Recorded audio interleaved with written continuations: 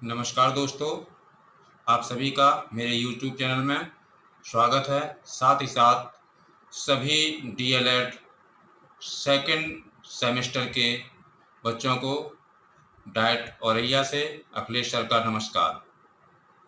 आज मैं आप लोगों को एक विशेष जानकारी देना चाहता हूँ। जैसा कि कहा गया है, 4 वेद और 6 शास्त्र में लिखी हैं बातें तो दुख दीने दुख होत है, सुख दीने सुख होए। अर्थात कहने का तात्पर्य है कि यदि आप अच्छे से सकुशल चलेंगे और दूसरों को पीड़ा नहीं पहुंचाएंगे तो भविष्य में आपको भी पीड़ा नहीं मिलेगी और आप अच्छे से अपना जीवन यापन करेंगे। और यदि आप दूसरे के बारे में बुरा सोचेंगे, दूसरे को दुख देंगे, तो निश्चित तौर पर आगे आने वाले समय में आपको भी उस पीड़ा से गुजरना पड़ेगा, क्योंकि हर एक्शन का रिएक्शन इस जीवन में होता है। इसलिए सभी को मेरी सलाह है कि सभी लोग अच्छे से रहें, कुशल मंगल से रहें और प्रसन्न चित्त रहें। और प्रसन्न चित्त रहकर अपने आप और दोस्तों मित्रों के साथ अच्छे से, समाज के साथ भी अच्छे से, रिश्तेदारी में अच्छे से, सभी के साथ अच्छे से व्यवहार करें, जिससे कि आपका जीवन उज्जवल और प्रसन्न रहे। प्रसन्नता के साथ जीवन जीने का मज़ा ही कुछ और है। इसलिए सभी मित्रों से मेरी गुजारिश है कि चेहरे पर प्रसन्नता लिए हुए यदि कोई व्यक्ति कार्य करता है तो वो लगातार अपने कामों में सफल होता जाता है।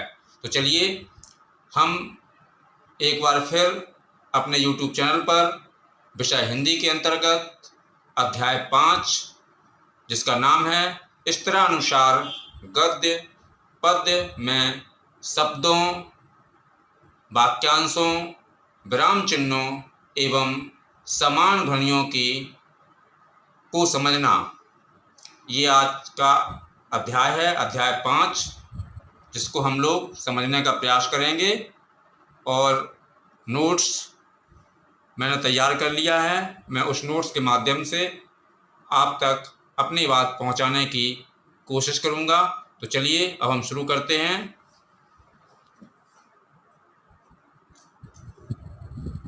आइए देखिए, डीएलएड सेकंड सेमेस्टर विषय Hindi by Akhilesh sir, diet Auraiya.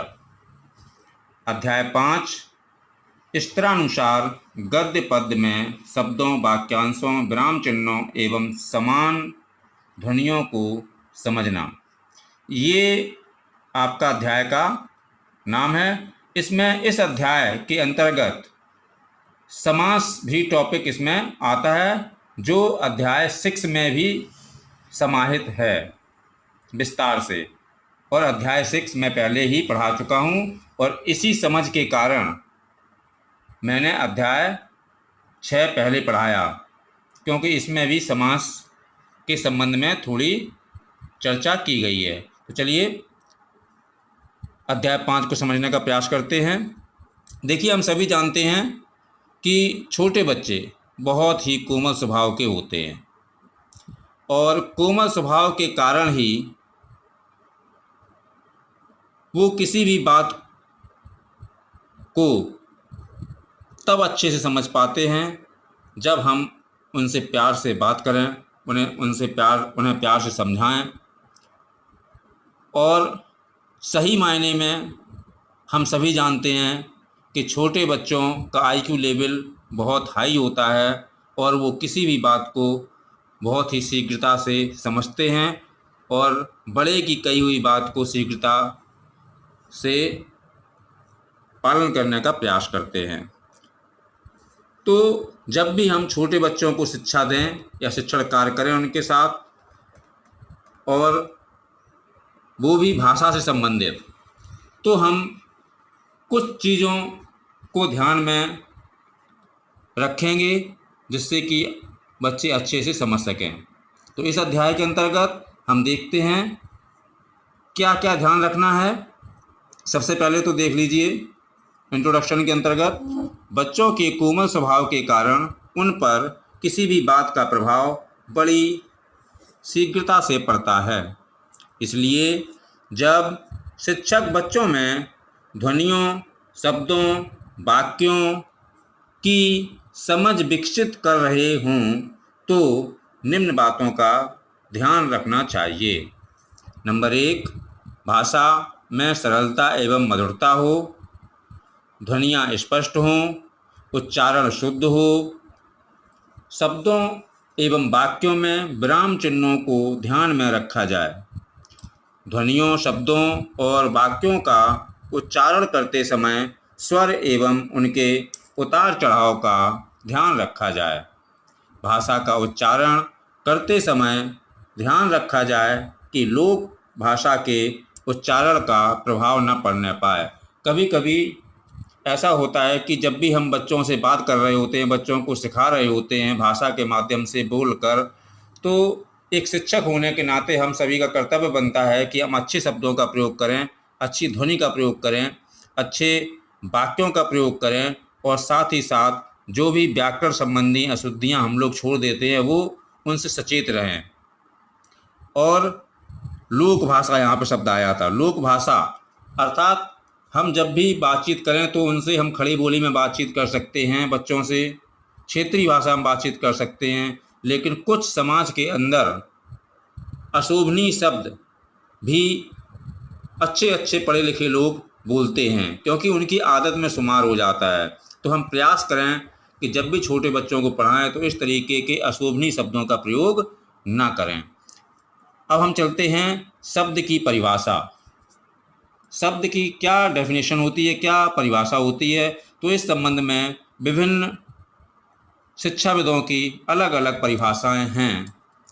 जैसे अक्षरों तथा वर्णों के समुदाय को शब्द कहते हैं, अथवा व्यक्ति के विचारों के प्रतीक के रूप में उच्चारित की जाने वाली ध्वनियों के समूहों अथवा संकेतों को शब्द कहा जाता है, अथवा सामान्यतः शब्द के बारे में कहा जाता है कि कानों से सुना जाने वाला प्रत्येक नाम शब्द है, अथवा व्याकरण की दृष्टि से स्वतंत्र एवं सार्थक ध्वनि ही शब्द है। संस्कृत में शब्द के लिए पद का प्रयोग होता है। तो आप सभी जान गए होंगे कि मिला जुला के अगर देखा जाए तो सभी परिभाषाओं का अर्थ लगभग सटीक और एक ही बैठता है। जो अंत में परिभाषा हमने दी है कि जब भी व्यक्ति अपने मनोभावों को, विचारों को बोलकर भाषा के रूप में और सार्थक शब्दों के रूप में, सार्थक ध्वनियों के रूप में प्रयोग करता है तो वो शब्द होते हैं, और ये शब्द ही व्यक्ति को महान बनाते भी हैं। कैसे महान बनाते हैं, हम आगे चलते हैं और समझने का प्रयास करते हैं। देखिए शब्द का महत्व, शब्द का महत्व, जिसमें पहले तो हम इसकी डेफिनेशन समझ लेते हैं, शब्द का क्या महत्व हो सकता है, फिर हम इसको समझाने का प्रयास करेंगे। शब्द ही भावों की अभिव्यक्ति का एकमात्र साधन है, अर्थात हम जब भी भावों को अभिव्यक्त करते हैं तो शब्द के माध्यम से ही करते हैं। वक्ता हो अथवा लेखक अपने मस्तिष्क में संचित शब्दकोश के आधार पर बाजी मार लेता है। बाजी मार लेता है अर्थात जितने अच्छे शब्दों का वाक्यांशों में, बोलने में व्यक्ति प्रयोग करेगा वही एक अच्छा वक्ता या अच्छा लेखक कहलाएगा। शब्द भाषा के विकास का आधार है। देखिए कितनी बड़ी बात है ये, शब्द भाषा के विकास का आधार है। अगर भाषा का विकास करना है और भाषा के विकास को हमें दर्शाना है समाज के बीच में, राष्ट्र के बीच में, तो निश्चित तौर पर हमें शब्द की वोकैबुलरी और शब्द की सुसज्जता और शब्द की महत्ता को समझना होगा। शब्द लेखक की आत्मा है एवं व्याकरण तथा भाषा विज्ञान का प्राण। किसी भाषा का ज्ञान तब तक अधूरा है जब तक उसमें प्रयुक्त शब्दों का लेखक को संपूर्ण ज्ञान प्राप्त न हो। इसी आधार पर शब्द को भाषा की निधि मानते हैं। अर्थात हम कह सकते हैं कि संपूर्ण ज्ञान प्राप्त न हो। हम कह सकते हैं कि यदि हमें किसी को वाक्यांश का अर्थ समझाना है, चाहे वो हम गद्यांश पढ़ रहे हों चाहे हम पद्यांश पढ़ रहे हों, अगर हमें प्रत्येक शब्द का सार्थक और अच्छा अर्थ समझ में नहीं आएगा तो निश्चित तौर पर हम महत्वहीन हो जाएंगे, हमारे वाक्य अच्छे नहीं होंगे। तो ये था शब्द का महत्व। अब आगे चलते हैं और देखते हैं शब्दों के भेद। शब्दों के भेद जिसमें आता है पहला ध्वन्यात्मक शब्द। ध्वन्यात्मक शब्द, जो शब्द ना तो स्पष्ट सुनाई दें और ना ही समझ में आए। मतलब कुछ शब्द ऐसे होते हैं जो ना हमें स्पष्ट सुनाई देते हैं और ना ही हमें अच्छे से समझ में आते हैं, तो ऐसे शब्दों को हम ध्वन्यात्मक शब्द कहते हैं।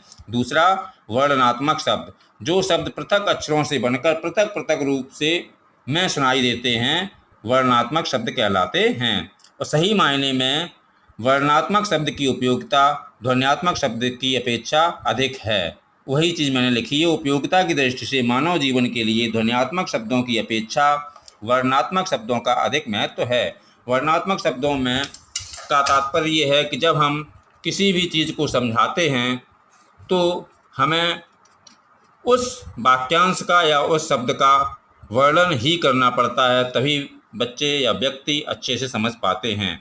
चलिए अब हम आगे बढ़ते हुए देखते हैं, जिसमें आता है अर्थ संबंधित भेद। अर्थ की दृष्टि से शब्द के दो भेद होते हैं। अर्थ का मतलब आप सभी समझ रहे होंगे, अर्थ का मतलब मनी और पैसा या इकोनॉमिकली नहीं ले रहे हैं हम। अर्थ का मतलब है किसी भी चीज़ का अर्थ निकालना, किसी शब्द का अर्थ निकालना। इस अर्थ का तात्पर्य है किसी भी शब्द को समझना, जो दो प्रकार के होते हैं, सार्थक शब्द और निरर्थक शब्द। सार्थक शब्द आप समझ गए होंगे कि हिंदी साहित्य एवं भाषा का संबंध सार्थक शब्दों तक ही सीमित है, क्योंकि जब हम वाक्यांशों में या अपने भावों में, मनोभावों में या अपने विचारों में सार्थक शब्दों का प्रयोग करते हैं तो वास्तव में हमारी भाषा अलंकृत होती है और एक अच्छे वक्ता के रूप में व्यक्ति निखर के आता है। और जब हम निरर्थक शब्दों का उसमें प्रयोग कर देते हैं तो वह भाषा ग्रामीण और थोड़ी पिछड़ी हो जाती है, जो वाक्यांशों में या भाषा में या बोलने में एक शिक्षक के लिए शोभा नहीं देती है। अब हम आगे बढ़ते हैं शब्द शक्ति। देखिए, शब्द की 3 शक्तियाँ मानी गई हैं। पहली होती है अभिधा, दूसरी लक्षणा और तीसरी व्यंजना। तो अभिधा तो हमें समझने का प्रयास करना होगा। लक्षणा का मतलब लक्षण और व्यंजना का मतलब व्यंजन। जिसमें अच्छे व्यंजनों का प्रयोग हो वो भाषा अच्छी मानी जाती है, और जिसमें अच्छे लक्षणों का, गुणों का व्याख्यान हो, प्रयोग हो, वो लक्षणा मानी जाती है। तो इसमें जो कठिन शब्द आ रहा है वो आता अभिधा, जो पहली शक्ति है शब्द की। इसको हमें समझने का प्रयास करेंगे। अभिधा के अंतर्गत भी 3 प्रकार के शब्द होते हैं। पहला रूढ़, खा यौगिक और गा योग रूढ़। देखिए, अब जिन शब्दों के खंड का अर्थ ना हो उन्हें रूढ़ शब्द कहा जाता है, जैसे शायद, वर्ण, श्याम, कठोर इत्यादि। यौगिक शब्दों का बोध उनके अवयव के अर्थ से होता है। जिस प्रकार महेश के 2 अवयव कौन कौन से? महा एवं ईश, तभी तो बना महेश। यह यौगिक शब्द है। अब आता है योग रूढ़। तो योग रूढ़ में यौगिक तथा रूढ़ दोनों शब्दों की शक्तियों का सम्मिश्रण होता है, जैसे प्रतिस्पर्धी, प्रतिधन स्पर्धी। ठीक है, अब हम आगे बढ़ते हैं हिंदी शब्दों की रचना, जिसमें किन हिंदी शब्दों की रचना कैसे होती है, किन किन के माध्यम से होती है, तो वही चीज़ हम इसमें पढ़ेंगे। जिसमें पहला आता है उपसर्ग द्वारा। उपसर्ग शब्दांश का स्वतंत्र स्वरूप नहीं होता। यदि वह किसी शब्द से जुड़ जाए तो उस शब्द के अर्थ में परिवर्तन कर देता है। इसके बाद प्रत्यय से प्रत्यायी शब्दांश के अंत में आता है। जैसे पढ़ के पश्चात अगर बड़ी ई लगा दें तो क्या हो जाएगा? पढ़ाई। प्रत्यय से बनने वाले शब्द, प्रत्यय से बनने वाले शब्द, देखिए पहला आता है कृत प्रत्यय। यह क्रिया या धातु के पश्चात आते हैं। इसके योग से बनने वाले शब्द को कृदंत कहते हैं। बा तद्वित प्रत्यय, यह संज्ञा या विशेषण के अंत में आते हैं। इसके योग से बनने वाले शब्द को तद्वितांत कहते हैं। अब देखिए, जो हम ऑलरेडी पहले आप लोगों को पढ़ा चुके हैं समास के अंतर्गत, समास कितने प्रकार के होते हैं, समास कैसे पहचानते हैं, वही चीज़ इसमें फिर आ गई है। तो अच्छा हुआ हमने अध्याय 6 पहले पढ़ा दिया। अब आता है समास से बनने वाले शब्द। 2-3 शब्दों के सम्मिलन से भी नए शब्दों की रचना की जाती है। इन शब्दों को समास कहा जाता है। समास 6 प्रकार के होते हैं। पहला तत्पुरुष समास, दूसरा कर्मधारय समास, तीसरा द्विगु समास, चौथा द्वंद्व समास, पांचवा बहुब्रीहि समास और छठवां अव्ययभाव समास। इसके बाद हिंदी के शब्दों की सूची। हिंदी की शब्द सूची 3 भागों में विभाजित की जा सकती है। पहला आर्य भाषा द्वारा प्रदत्त शब्द, दूसरा प्रांतीय भाषाओं द्वारा प्रदत्त शब्द और तीसरा विदेशी भाषाओं से प्रदत्त शब्द। अर्थात जो भी हम बोलने चालने में भाषा के अंतर्गत शब्दों का प्रयोग करते हैं, उसमें हम इन 3 चीज़ों को समाहित निश्चित रूप से करते ही हैं। आर्य भाषा द्वारा जो शब्द प्रदत्त होते हैं उनका प्रयोग करते हैं बोलने में, और प्रांतीय भाषाओं में हम जिस क्षेत्र में बोलते हैं वो हम अपनी भाषा को कभी भूल नहीं पाते हैं, तो वो शब्द भी हमारे बोलने में प्रयोग हो ही जाते हैं। तीसरा विदेशी भाषाओं से प्रदत्त शब्द भी हम प्रयोग करते हैं जो चलन में आ जाते हैं। शब्दों के 3 वर्ग होते हैं। देखिए कौन कौन से वर्ग होते हैं। पहला तत्सम, अर्ध तत्सम और तद्भव। पहला तत्सम, संस्कृत से लिए गए शब्द हिंदी में प्रयुक्त होते हैं। जैसे दिवस, शांति, प्रातः इत्यादि, ये सब संस्कृत के शब्द हैं। एक्चुअली ये हमारी दैनिक दिनचर्या में प्रयोग होने लगे हैं हिंदी के अंतर्गत, तो हम इनको जल्दी से समझ नहीं पाते हैं और सोचते हैं कि ये हिंदी के ही शब्द हैं, लेकिन एक्चुअली वास्तव में ये संस्कृत के शब्द हैं। अर्ध तत्सम, संस्कृत के शब्द रूप परिवर्तित कर कुछ परिवर्तन के साथ प्रयुक्त होते हैं, उन्हें अर्ध तत्सम कहते हैं। संस्कृत के कुछ शब्द होते हैं जिनको हम थोड़ा बहुत परिवर्तन कर देते हैं और हिंदी में यूज में ले लेते हैं, प्रयोग में ले लेते हैं, तो अर्ध तत्सम के अंतर्गत आ जाते हैं। तद्भव, तद्भव शब्दों का संस्कृत से कोई संबंध नहीं होता। वे शब्द प्रायः खड़ी बोली में प्रयुक्त होते हैं, जैसे दिन, सुबह, रात, शाम इत्यादि। अब हम चलते हैं वाक्यांश की ओर। व्याकरण के अनुसार वाक्य 3 प्रकार के होते हैं। सरल वाक्य देख रहे हैं आप, मिश्रित वाक्य, संयुक्त वाक्य। बहुत सिंपल चीज़ है, आप सभी जानते हैं ये, फिर भी हम इसको दोहरा देते हैं कि सरल वाक्य, आप समझ रहे होंगे, सरल वाक्य, मिश्रित वाक्य और संयुक्त वाक्य। तो ये चीज़ आप पिछली कक्षा में फर्स्ट सेमेस्टर के अंतर्गत भी पढ़ चुके हैं कि सरल वाक्य क्या होता है, मिश्रित वाक्य क्या होता है और संयुक्त वाक्य क्या होता है। तो समय का जाया ना करते हुए हम आगे ही बढ़ना उचित समझते हैं और चलते हैं विराम चिन्ह की ओर। विराम चिन्ह रुकना या ठहरना। वाक्य बोलते या लिखते समय विराम को प्रकट करने वाले चिन्हों को विराम चिन्ह कहते हैं। हम किसी भी बात को कह रहे हैं और यदि हम बिना रुके, बिना ठहरे हम अगर उस वाक्य को बोलते चले जाएं तो हमारी भाषा गलत हो जाएगी, हमारे बोलने का तरीका गलत हो जाएगा और लोग उसका गलत अर्थ निकालेंगे, वाक्य सही नहीं माना जाएगा। तो प्रमुख विराम चिन्ह होते कौन कौन से हैं उनको हम एक बार देख लेते हैं। सबसे पहला होता है पूर्ण विराम, दूसरा होता है जिसका चिन्ह भी दिखाया गया है ना, जब वाक्य के अंत में हम फुल स्टॉप जिसको बोलते हैं लगा देते हैं, वो विराम पूर्ण विराम हो गया। दूसरा अल्प विराम, देखिए छोटा सा कोमा। तीसरा अर्ध विराम, कोमा कोमा के ऊपर बिंदी। प्रश्नवाचक, ये देखिए प्रश्नवाचक का चिन्ह। पांचवा विस्मयादिबोधक, ये देखिए ये बना है विस्मयादिबोधक। योजक विराम डैश।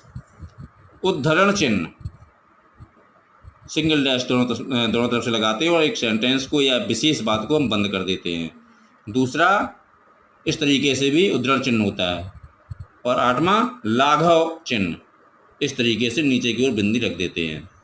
अब अगला टॉपिक है आपका समान ध्वनि। उच्चारण में लगभग समानता का आभास रखने वाले शब्दों को समान भाषी अथवा समान ध्वनि कहते हैं। जैसे अनल, अनल और अनिल, ये देख लिया, अनिल और अनल लगभग बोलने में थोड़ा ही अंतर है, लेकिन एक अनल का मतलब होता है आग और अनिल का मतलब हो जाता है हवा। दीन का मतलब होता है गरीब और दिन का मतलब होता है दिवस, लेकिन बोलने में ये एक जैसे ही लगते हैं। तो इस तरीके से आपका ये 5वां अध्याय आज समाप्त होता है। और अभ्यास के अंतर्गत जो प्रश्न हैं या परीक्षा उपयोगी जो प्रश्न हैं, चाहे वो लघुत्तरी हो, अतिलघुत्तरी हो, दीर्घोत्तरी हो या फिर वस्तुनिष्ठ हो, मैंने आपको नोट्स में भेज दिए हैं और उनके आंसर भी भेज दिए हैं, उत्तर भी भेज दिए हैं। तो कृपया उनको आप लोग समझने का प्रयास करें और इस पढ़ाई हुई सारे चैप्टर के बारे में समझकर उन प्रश्नों के उत्तर भी आप नोट कर लें, अपनी फेयर कॉपी पर लिख लें। जय हिंद, जय भारत।